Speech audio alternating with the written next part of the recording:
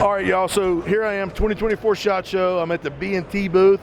You're going to look back, you're going to see that I did the Rotex X silencer review a little while back. Really well built piece of equipment. I've been kind of in the booth getting showed around by my buddy Chris. Man, they got some really nice stuff here, and I'm going to turn it over to him because he's infinitely more wise than myself.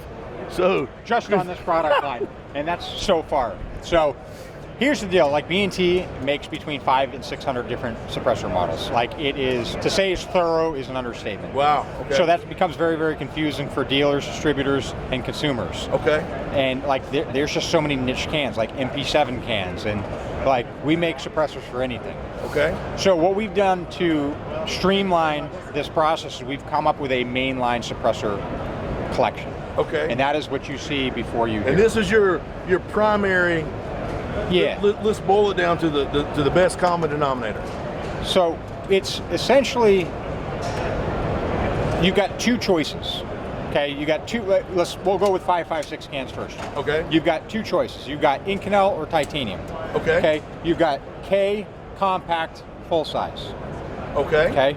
7.62. You've got compact full size. Okay, and then you have a reduced back pressure system suppressor.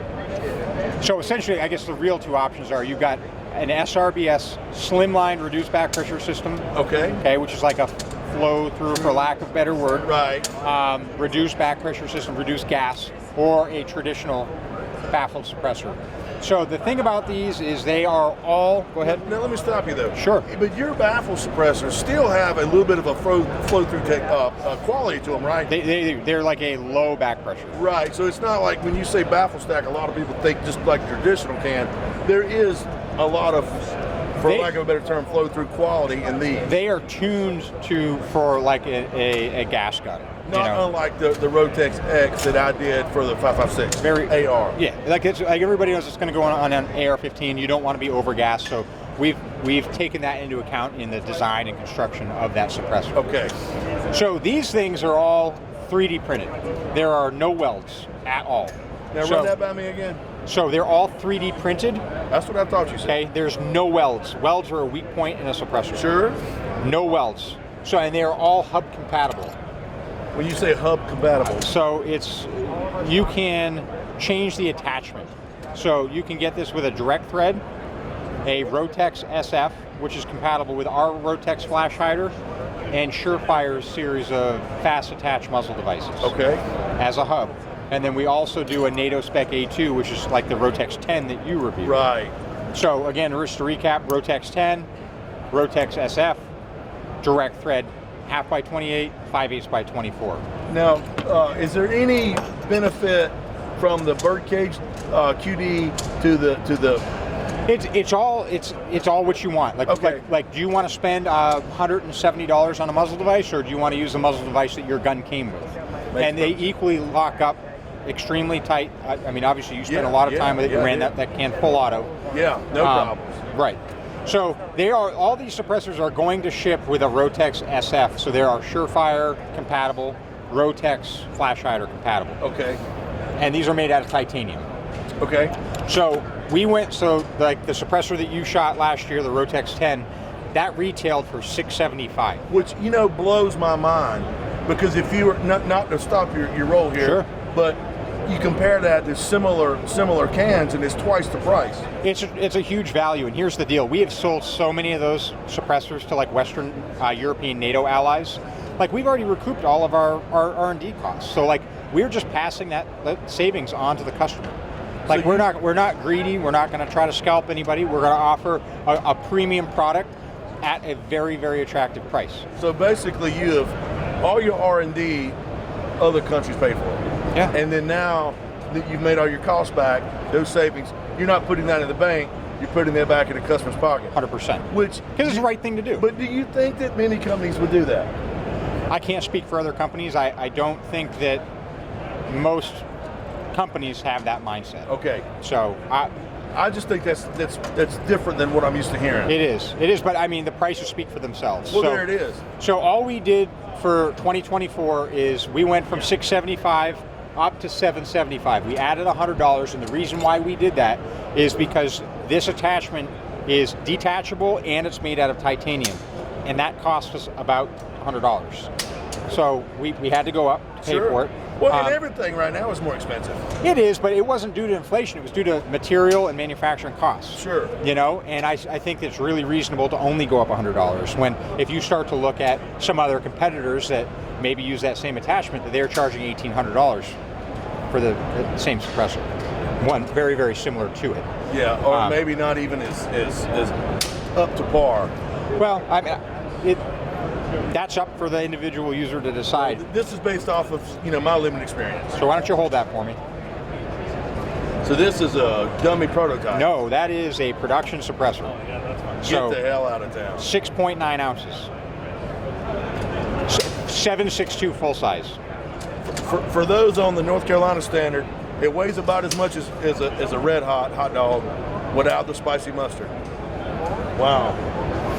How about that one? That has almost no mass to it. Right.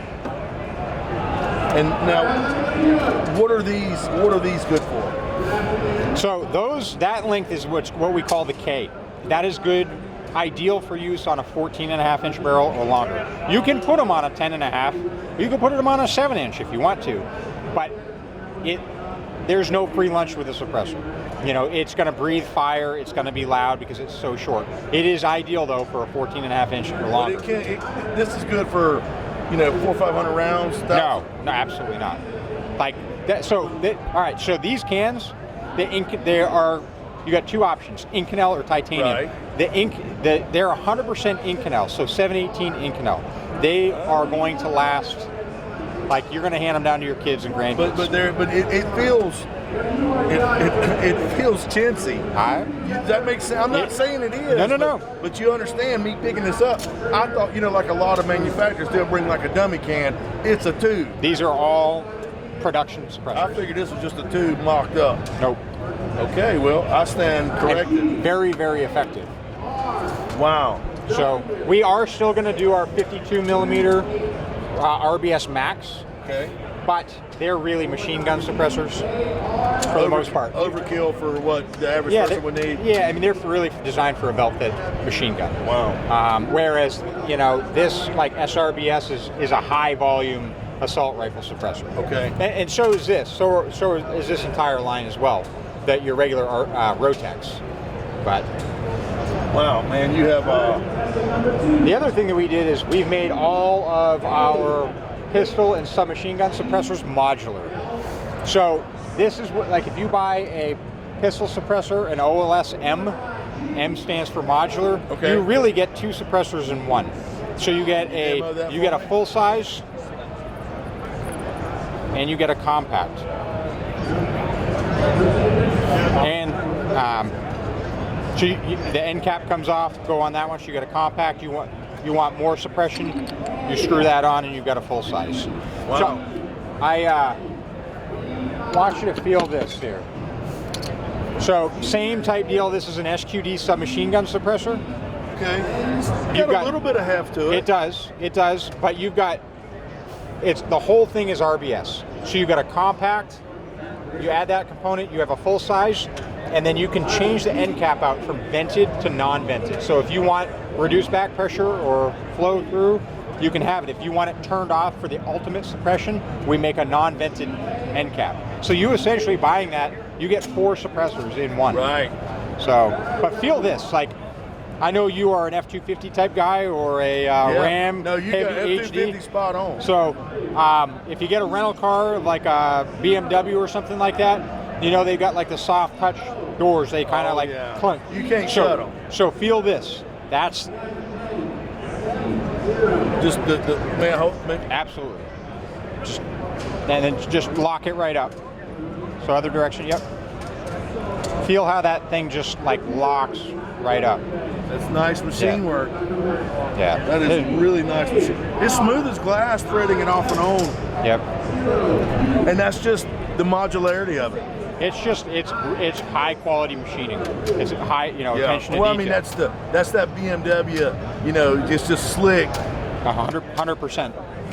So we've done the same thing with our SD suppressors. You get essentially 6 suppressors in one. Wow. And then we make, other components are like an FP7 suppressor, a TP9. It's all still part of our main line. But again, all the suppressors, like the suppressor that you have, the Rotex 10, we still make that suppressor. You can order it. But think about like a holster company, like a Kydex holster company. They've got quick ship items. Yeah. And then they've got for like a Glock or a 1911 or a P320, like you can order it, ships right away. Sure. And then there's other items that are like less common that may have a week or 2 lead time. Okay. So, and that's where we're at. Like our main line is quick ship, and our specialty, which is our legacy line, you can still order it. It's going to just take a little bit longer for us to fulfill it. Now, the Rotex X or Rotex 10, Yep. would you consider that, I mean, that's still a viable current generation can, right? 100%. That thing is like, so many of those things are in current use by Western European NATO allies and others around the globe. So you've got a full size.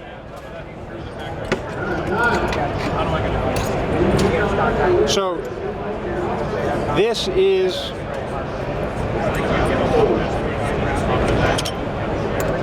the current version of your suppressor. Okay. So a little updated maybe? Well, the thing is it's all 3D printed now, and it's hub compatible. So if you had a Colt M5 that had a NATO or a birdcage on it, you can use that. And then if you got another rifle that you were going to review that had a Surefire muzzle device, you can just pull that, you can unthread that, and then thread this new one in and use the same exact suppressor. So it's just, again, it's trying to give back to the customer. Give the customer as many options as possible, make it as multi-purpose and a high value. Sure. Like, that's what it's and about. The modularity of it. Yeah. Let the user decide. Instead of just selling a one-trick pony. Right. Yeah, like, we want to make it easy for you. Well, I did the Rotex 10, and I was very impressed with that. But it looks like, you're continuing to improve, and which in the end user is going to benefit as much as the company. 100%. You're always innovating, and the innovation, benefits everyone. It absolutely does. I certainly can appreciate the effort that you're putting in, and would love to continue to work with you on future projects. Of course, that goes without saying. Awesome. Well, look, I know you are busy, so I don't want to hold you up, man. I know getting these few moments here, and this is day one at SHOT, so I know you've been busy in meetings, so I don't want to take up too much of your time. I appreciate you coming by, and you've got my undivided attention. Well, and I appreciate that. So, all right, man. Well, I'm going to let you get back to it, and hold down the fort. I really appreciate it. Thank you, Chris. Thank you for coming by.